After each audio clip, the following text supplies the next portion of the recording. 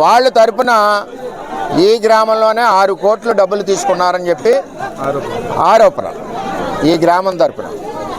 ఈ 2 విషయాల మీద నేను ఇక్కడికి వచ్చాను. ఇక్కడ గొడవలు అవుతుంటే కాకినాడ డిఎస్పీ ఏసీ వేసుకుని సుమోలో కూర్చున్నాడు. ఆయన ఇక్కడికి రమ్మంటే రాలేదు. అంటే దేనికి వచ్చారు ఆ డిఎస్పీ గారు? రావాల్సిన పని ఏంటి డిఎస్పీ ఇక్కడికి? లా అండ్ ఆర్డర్ని కంట్రోల్ చేయడానికి. ఇక్కడ ఈ గొడవల్లో ఏదైనా అవుతే ఎవరు బాధ్యులు?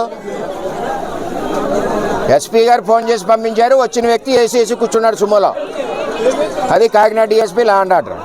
సరే, ఇక్కడ అందరూ సముదాయించి మొత్తం అందరూ కూడా కలెక్టర్ గారు ఆర్డీఓ గారిని పంపించారు, ఎస్పీ గారు డిఎస్పీని పంపించారు. డిఎస్పీ గారు ఎండలో ఉండలేక ఏసీ వేసుకుని సుమోలో ఉన్నారు.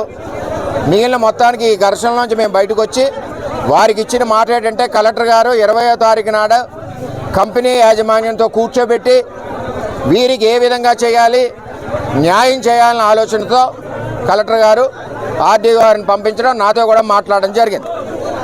అదేవిధంగా నేను ఇప్పుడు కొంతమందిని ఎస్పీ గారి దగ్గర తీసుకెళ్తున్నాను.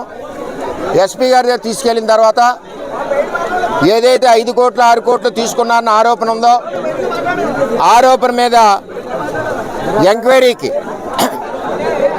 చేయించడానికి ఎస్పీ గారి దగ్గర తీసుకెళ్తున్నాం. ఎస్పీ గారి దగ్గర తీసుకెళ్ళడానికి కారణం ఏంటి?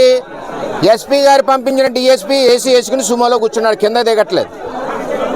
మేము కౌరంపించాం, సిఐఎల్ చెప్పాడు, ఎస్ఐఎల్ చెప్పాడు, వారు దిగలేదు. తప్పేం లేదు, వారి డ్యూటీ అది, వారు ఆ విధంగా పనిచేస్తున్నారు. ఎస్పీ గారు డిఎస్పీని పంపించారు, కలెక్టర్ గారు ఆర్డీఓని పంపించారు. ఆర్డీఓ ఇక్కడ ఆల్రెడీ కలెక్టర్ గారు చెప్పిన మెసేజ్ చెప్పారు. ఆ డిఎస్పీ ఎస్పీ గారు పంపించిన డిఎస్పీ ఆ మెసేజ్ ఇక్కడ ఎవరికి చెప్పలేదు. నేను కూడా 10 నిమిషాలు వెయిట్ చేశాను ఇక్కడ గొడవలో గోడలు ఉంటే. ఆయన సుమోలో నుంచి తిరగలేదు. ధన్యవాదాలు ఆయనకి కోనపేట తరపున. అంటే ఏ గొడవలైనా ఏదైనా ఆయనకి అనవసరం లేదు, లా అండ్ ఆర్డర్ ఓకే.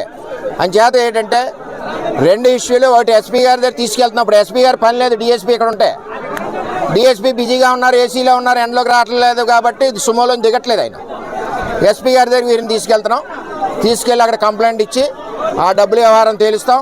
6 కోట్ల ఆరోపణది. తర్వాత రెండవది కలెక్టర్ గారు ఆర్డీఓని పంపించారు. ఆర్డీఓ గారు 20వ తారీఖు నాడు కలెక్టర్ గారు మాట్లాడారు. ఆ మీటింగ్లో వీళ్ళకి న్యాయం జరగాలి, జరగకపోతే వీళ్ళ తరపున నేనే ఉండవలసిన పరిస్థితి వస్తుంది. ఇక్కడ అన్ని పార్టీలు కలిసి ఉన్నాయి, ఒక పార్టీయే కాదు. ఇక్కడ సమస్య మత్స్యకారుల పొట్ట సమస్య, వేరే సమస్య కాదు ఇది. అది ఒకసారి ఆ కంపెనీ యాజమాన్యం కూడా ఆలోచించుకుని దాని ప్రకారం 20వ తారీఖు వచ్చినప్పుడు వస్తే బాగుంటుందని చెప్పి నేను మనవి చేస్తున్నాను.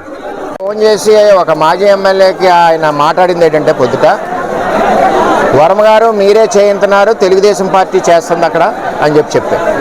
అంటే పోలీసుకి ఇంటెలిజెన్స్ వ్యవస్థ ఉందా డిఎస్పీకి? మరి తెలుసో తెలీదో?